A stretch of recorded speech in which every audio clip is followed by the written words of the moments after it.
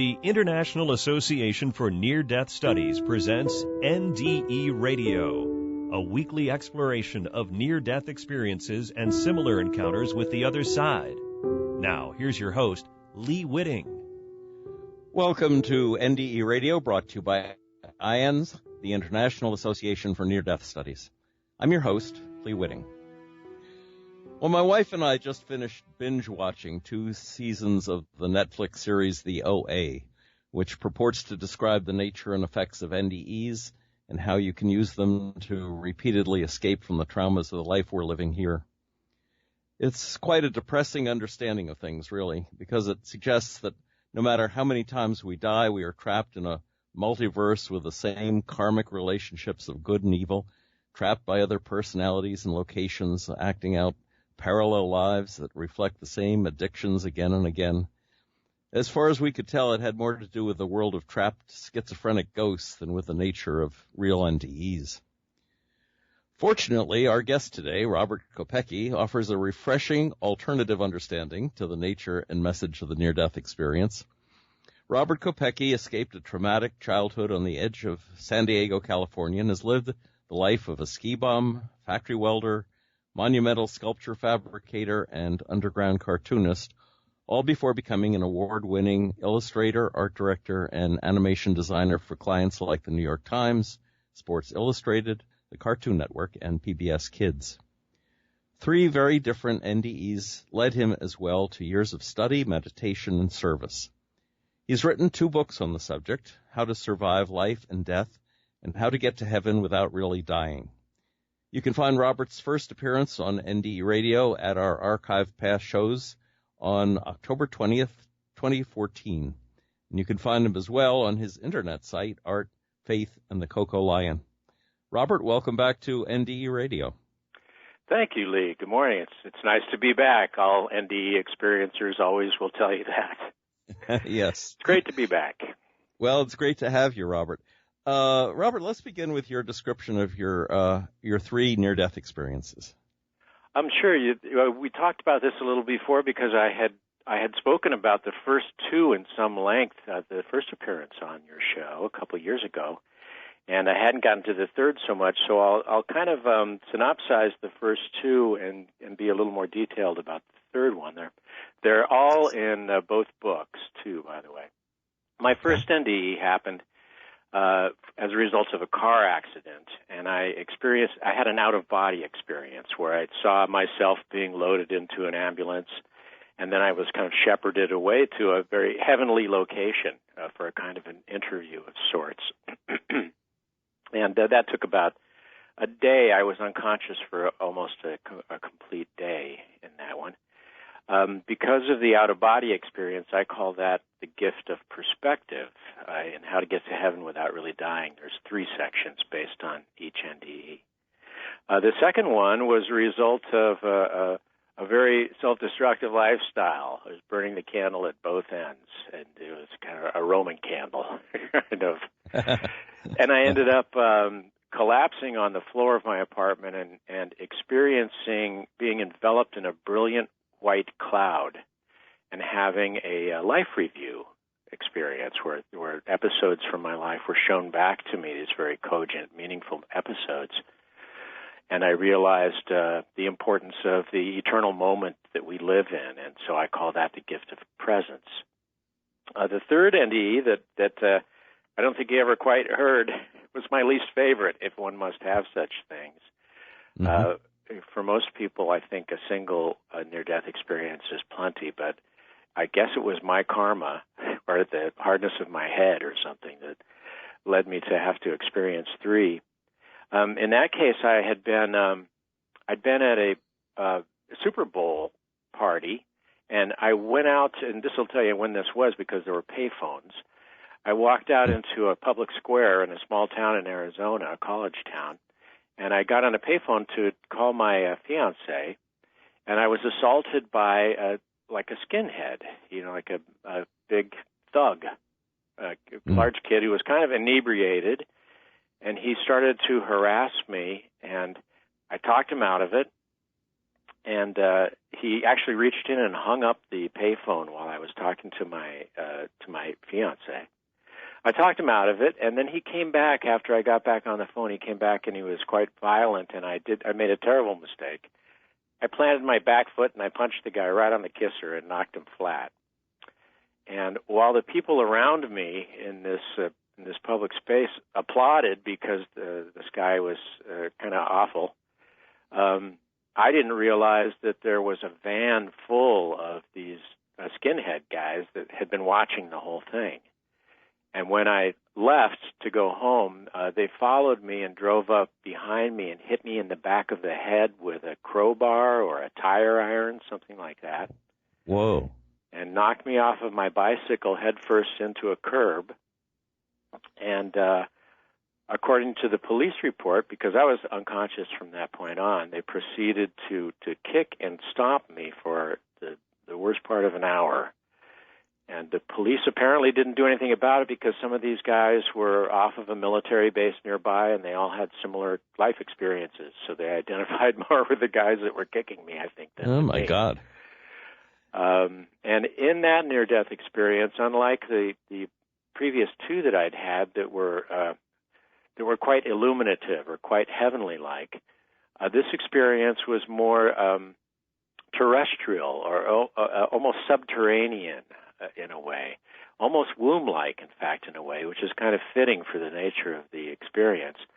I was in this space that was dark and warm and comfortable, and I was surrounded by a number of entities. In my previous two, I'd only had sort of one entity with me that I'd never really met directly, but I knew that I was under their care, kind of like a guardian angel. In this one, I was surrounded by a group of entities, and they were all telling me the same thing, which was that I had gone about things wrong and that I had to go back. Mm-hmm. And I had this sense of something terrible happening out there somewhere, like in the next room. It seemed like terrible violence was going on, and I think that was my remaining perception of what was happening to me physically at the time. And I did not want to leave. I fully intended on staying where I was after 3 near-death experiences in 15 years and a life of considerable confusion as a result of them, really. I wanted to stay put. I wanted to stay on the other side, so to speak, but they insisted that I needed to go back because I hadn't fulfilled my purpose, which is the third section of the book. This is what I gleaned from that third experience was the purpose of our life. And I felt as though I were picked up by a bunch of hands and pushed through a kind of a membrane that I popped through. And when I opened my eyes, I was laying on my back on this street in this Arizona town with an emergency medical worker over me who said, "He's back." And that was my third of the 3. As I said, they spanned over about 15 years, kind of equally spaced. And that was the gifts of purpose. And so I had these 3 kind of, classic motifs for near-death experiences, all completely different from one another, though, which has informed my lessons from them. Now, this last one, coming through a membrane, almost sounds like being born again in a way. I wonder, did you feel like you were being judged by these people or these entities you met on the other side? Was it a life review as such? Well, the second near-death experience I had was a definitive life review. I was in the midst of this brilliant white cloud, and I was shown these sort of boxes of time that played back these episodes of my life that I had not been appropriately present for. So it wasn't the greatest hits, The third one, the first 2, I did not feel judged whatsoever at all in any way. The third one, you could say that I perhaps experienced a bit more judgment because these angels were telling me that I had been doing things wrong, and that I needed to go back, that there were certain things I needed to fulfill that I had not even approached yet in my life. And so in that regard, I was somewhat judged, but it wasn't a harsh kind of a judgment. You know, there was no shame involved in it at all. And in fact, I don't remember experiencing any of those kind of human emotions or human sensations to speak of. In fact, I don't really remember having a body per se, but still of being myself, of remembering it like through my own eyes kind of thing as I witnessed it. Was the implication at all, though, that you, if you demanded to stay, that you would be punished for the life you'd led? No, it wasn't. I did not have that experience. Like I said, really no sense of shame, no sense of severe judgment at all. Just kind of a presentation of a larger wisdom or understanding of the way everything works. I mean, there's in all three of them, I had certain experiences in common. And having had the three different ones and hearing all the stories that I've heard now since the release of How to Survive Life and Death in 2014, I know that there are certain things that all near-death experiencers have in common. And that is that we all have this sense of being enfolded in love, just an intense, pure love. Many of us have, or most of us have, this kind of transcendent sense of connectedness, like I did, this feeling of being part of a larger mind, of being enfolded into a greater consciousness, of not having boundaries. I think that we all get this sense of shared purpose, this kind of lesson taught to us, and that we all have this kind of teachable experience where we receive karmic guidance. And I did in each one of those three experiences, I think, the spiritual perspective, spiritual presence, and spiritual purpose. And so that's what I teach about as a result of each one. And by that means, by entering into each of these three aspects of our greater reality, we can approximate the experience of heaven here on earth at any time. So I don't really feel judged ever so much, and lots of times my sort of human boundaries kind of vanish, and I feel very much enfolded into this world as I did on the other side, as it were. Right.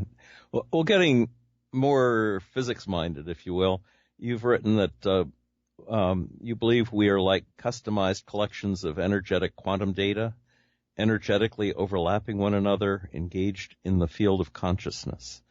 And I think that's, on the other side, that seems to be true. Can we operate on that basis in this world, do you suppose? Yeah, well, we are operating on that basis in this world. We just have a misperception problem here because of the form we're in. Being a human being, I think, is a very demanding form. You know, we're constrained to the way we work as far as our experience goes spiritually. If you think about it, it's clear that we are part of, based on near-death experiences and and other such examinations of the quote-unquote paranormal, it's clear that we're part of a much larger kind of spiritual technology going on here. And when I get into the physics aspect of it, that's what I'm talking about. Like I said, I didn't experience myself physically. I experienced myself energetically. The lessons I was giving were of a powerfully karmic nature. So I see us as being these packages of karmic information, packages of karmic data. And we're all channeling divine consciousness. We're all connected into this matrix of a loving intelligence, so to speak, that is the eternal. And everything comes out of consciousness. Every consciousness is flowing through us and expressing itself all the time through the unique packages of our experience, through these human packages in this form. Now, when I didn't have this form anymore, I was still myself, And so I perceived myself as being these karmic energies that then my afterlife experiences reflected to me. Near-death experiences are all custom-made. I know you've heard so many of them. They really are custom-made to each experiencer. And to me, based on my karma, so to speak, you know. Yeah. Oh, I absolutely believe that. And I've said before that this show would be very boring if everyone's NDE was exactly the same thing. Right. Many NDErs come back, though, seeing life here on Earth as a sort of a matrix illusion. And you see life on Earth as being very, and I do too, as seeing life on Earth as being very important and very worthy of our full participation. Maybe you could expand on that a little bit. Well, you know, everybody's experienced a little piece of heaven in this life. So you know it's possible. And you know from certain kinds of experiences in your life, those ones you associate with that kind of bliss and stuff, that you would love to be able to hold on to that and to make that the standard for your life, you know, all the time. Now, I like to talk about the fact that when we go about our daily life, and if you're somebody who's on this path of discovery, of spiritual discovery, that you perceive yourself possibly as being a spiritual being, but for the most time, you got to pay the rent and you got to go to work and you've got kids to take to soccer practice and you've got all that human stuff going on. Mm-hmm. And so every once in a while, you grab a hold of this experience of bliss when you see your child performing in a school play, or when you get a promotion, or when you have a wonderful moment in nature with your family, that kind of thing. And so being able to expand on that is really difficult to do. It slips away so quickly because the rent is due or your mortgage payment or something, right? And what I like to talk about is turning that equation around completely and experiencing life primarily as a spiritual being who is a passenger in this vehicle. And the material world then is presenting itself to you as a result of what you're projecting out into it. We will always have the nature of the human world going on out there, right? The circumstances of today's geopolitical map are the same thing as we would have experienced in ancient Rome, you know? So there's always that kind of good and evil and justice and injustice and stuff going on in the human realm. Our job is to identify with ourselves as the eternal and to kind of transcend then the material difficulties of life in a way that we can reconnect with what we really are. It's kind of a Gnostic idea is what I have, kind of being separated from heaven for a while here, like lightning in a bottle, kind of, and wanting to get back to that. And so this understanding, this perception of life as me being a spiritual being for whom the material is arising in very fortuitous ways, of life not happening to you, but life happening for you all the time, I think is the way that I like to express it to people so that they can try to live that in their life. Right. How do you define real evil, though? I mean, you're like your skinheads that attacked you. I mean, is that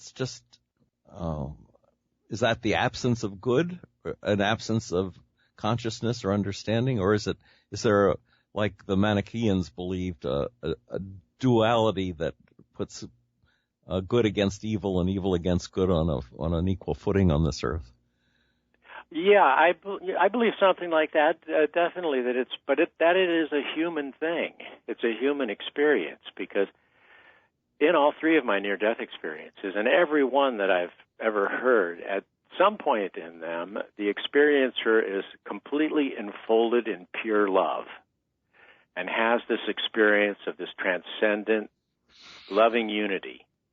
And so when you come back to this world and you start to experience, a jerk or an aggressive person or war or unfairness, injustice, evil, all of that kind of stuff, it clearly is because of the absence of love. It's because, and this is interesting because I heard Marianne Williamson on a debate the other night talking about this very thing, that if hate is what's being used to manipulate people, what we need for it is to resolve it is love. And yes. so to me, that's what evil is the absence of love, or the inability to express love. And so our job here as human beings is to remove the obstacles to love in our lives and in the world as much as possible. They were talking this morning on NPR about the Japanese going back to whaling, even though the whale meat is polluted from what we've dumped in the ocean, and the Japanese don't particularly care about eating whale meat anymore, but they're going to do it anyway because it's part of a sick tradition that they're reenacting. Right, and there's always been such traditions. They've always existed. It's terrible lack of empathy with other human creatures in this world, and we're driving many species to extinction on that account. Right, and I have a couple things to say about that. One is that we're also here on Earth to realize the sentience of all creatures, that we are all the same, from the same source. Animals, sea creatures and stuff, all have highly advanced intelligence based on their perceptions, on their ability to perceive. A whale perceives a completely different world than we do, and is highly advanced and intelligent within that world. If we could really experience that, we'd realize, like many indigenous cultures have through the millennia, with their associating or identifying with the animal world, the spirits of nature. Mm-hmm.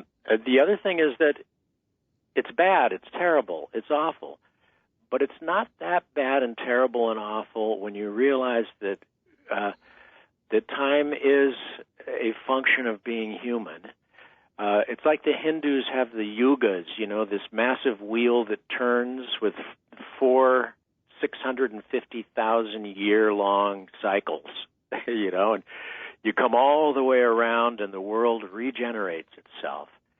If you're able to step out of that whole system and just sit in a timeless kind of continuum and witness it, like I believe that we are able to do extra-dimensionally or on the other side, then you see this whole thing happening as a function of being human. And these are the kinds of things that happen in this world. And like I said, our job is to remove the obstacles to love so that the radiance, so that the heavenly aspect of life can come through. The realization of what's happening to the whales and the instantaneous understanding of it globally thanks to the Internet and to expanding global consciousness, consciousness is definitely expanding, My coffee cup is about to start talking to me here in a minute. We're actually like Alice growing. in Wonderland, the little bottle that said, drink me. Right. But we're actually growing. We're actually expanding consciously into the universe in greater ways than we ever have before. And that's the nature of spiritual evolution, I believe. Yeah.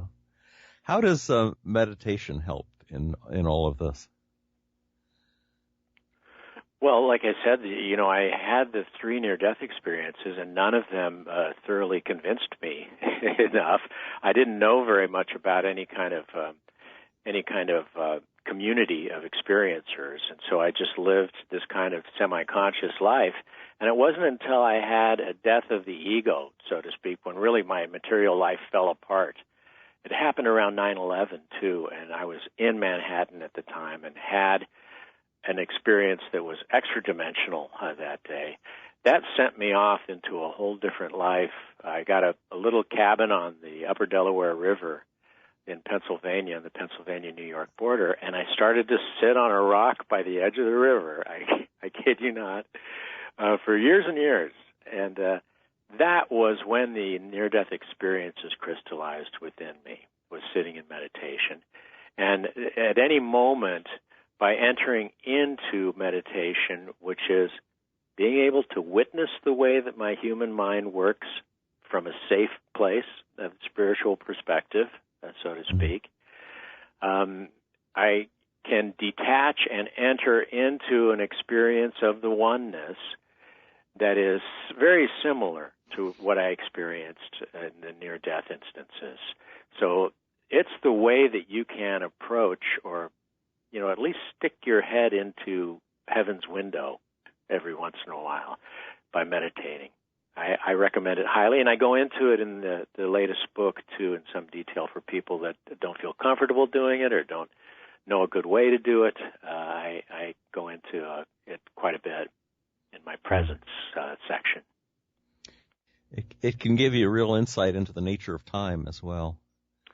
Yes, and, like my life review, I recognize now that we live in this eternal moment. I feel the same as I ever have in many ways because I'm always experiencing the now, right? It's the Eckhart Tolle message. So I'm always living in the now. This is where my life is reflecting my karma and where I can manipulate it, where I can make up for it, where I can build good karma, where I can make the real changes and have the real connection with love in my life. Now, are you going to you've just moved from New York to California. Yeah. Are you going to be able to get back to your river again?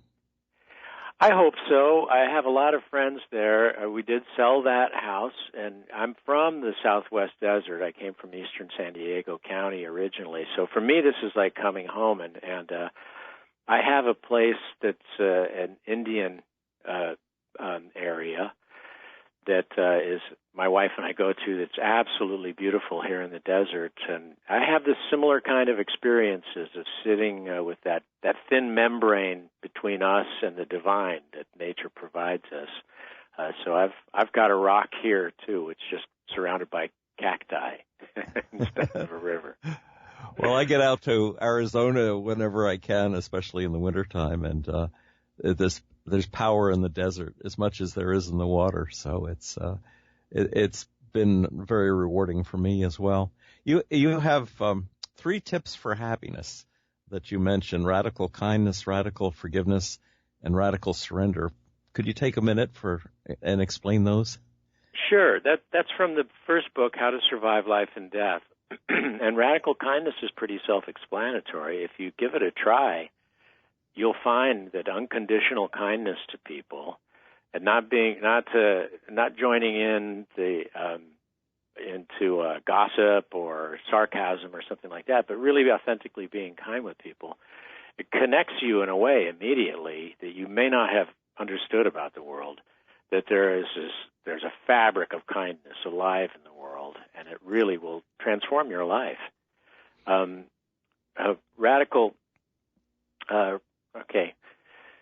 Radical kindness, radical forgiveness is really the practice of releasing all the stuff that you don't have to carry around with you. Other people they're going to express their own karma, and you can take that on to yourself and carry it, but you need not do that. And so from somebody stepping on your toe to somebody firing you at work or something, as best as you can, practice radical forgiveness and just drop it and move on and just unload it from your heart. Radical surrender is the third part of that, and there's a great metaphor that I heard for it from a Native American story. If you're tired of rowing upstream, turn around.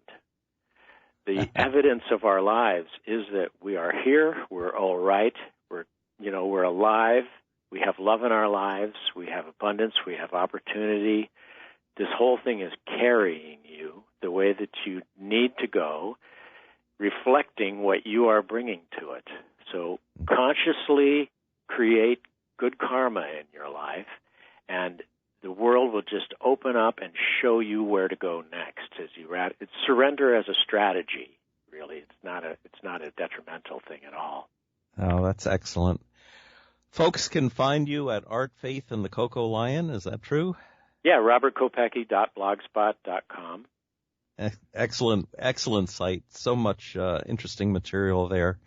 Robert, we are unfortunately out of time for today, but I want to thank you so much for sharing your story with us. And thank you, Lee. And I hope people will go out and they'll find your books on your website, I'm sure.